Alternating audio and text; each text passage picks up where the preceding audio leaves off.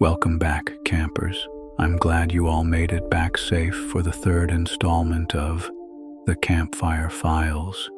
Tonight, the fire burns for a terror unlike any you've heard before.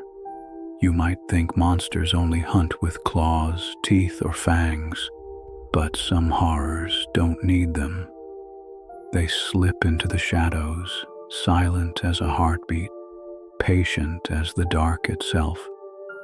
They wear the voices of the people you trust, a mother, a friend, even your own name whispered in the night.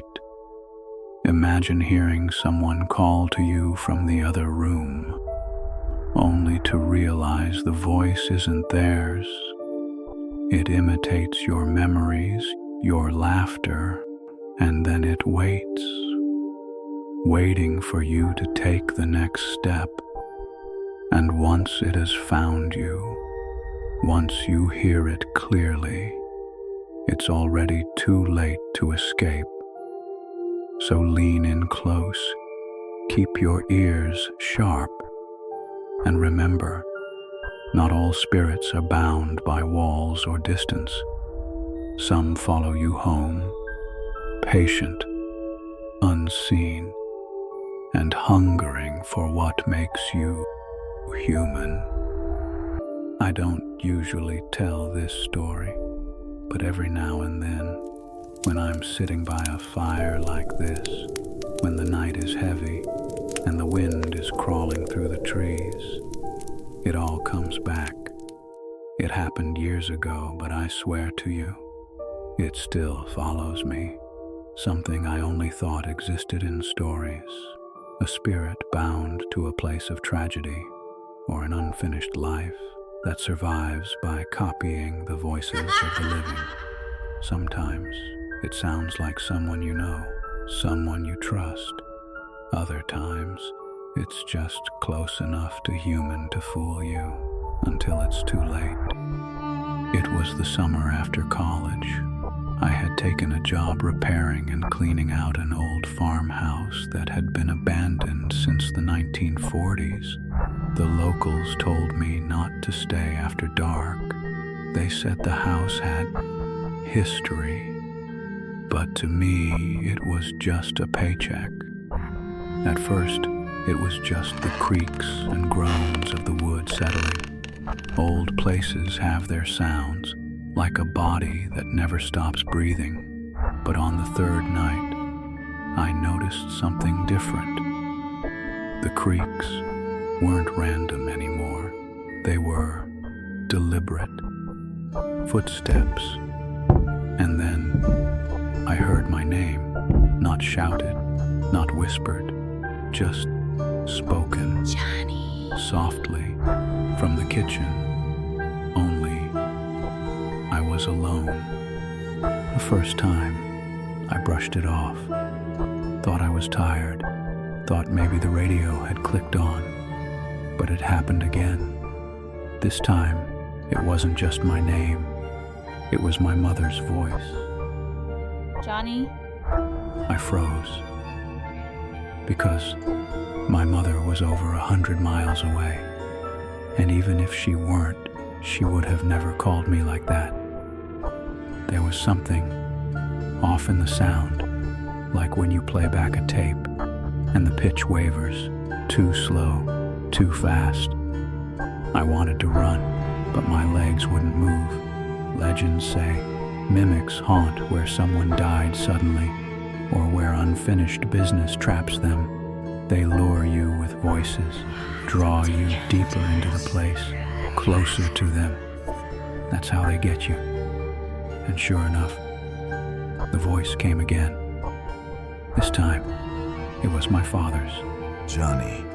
But my father had been dead for years. I followed. Against my better judgment, I followed that voice through the hall. Each step felt heavier than the last, the air thicker. The closer I got, the colder the house became. And then the whispering started. Not one voice anymore, but many, all half-formed, all hungry. The voices led me to the upstairs bedroom, the one room I hadn't opened yet. The doorknob was ice cold in my hand. When I pushed it open, nothing, just a dark, empty space, a single broken chair, and a cracked window letting the wind howl through. But then, the door shut behind me, and I heard it, right in my ear, my own voice. You shouldn't have come here. I spun around, heart hammering, but there was no one there. Then the room exploded with sound, all the voices at once, my mother, my father, friends, strangers, even myself, all layered together, all wrong, all screaming. The chair slammed across the floor on its own. The walls groaned like the whole house was alive. I don't remember running, but suddenly I was outside, gasping in the night air, the house behind me silent again. I never went back, didn't finish the job, didn't take the money, but that wasn't the end, because sometimes, late at night, when the house is quiet, I still hear it, not outside, not in the walls, but inside my own home. My mother's voice, my father's, and sometimes my own, calling me. And that's the part that haunts me most, because if a ghost can wear your loved one's voice, and even your own, how do you ever really know who's calling you in the dark? And sometimes, when the house is quiet, I still hear it call my name. Maybe you think this was just a story, just a campfire tale, just something to scare any would-be listeners when there's a bump in the night. But remember this, mimics don't just stay locked to one place forever. Sometimes they follow. They carry the voices they've stolen with them. And if you listen too closely, if you lean into the sound, you might just realize that the whisper you thought was safe wasn't. So when you leave tonight and the world goes quiet, and you hear a loved one calling you from the other room, stop, because if you answer too quickly, you may not like what answers back. But our journey into the dark is far from over, campers, because next time we're heading to the deserts of Utah, a place where the night sky doesn't just watch you, it studies you, where lights move in patterns no human hand could make, and shadows fall where no shadows should be. I'll tell you the story of an encounter so strange, so invasive, that it left scars not just on the body, but on the mind. Abduction, experimentation, and the kind of silence that follows you for the rest of your life.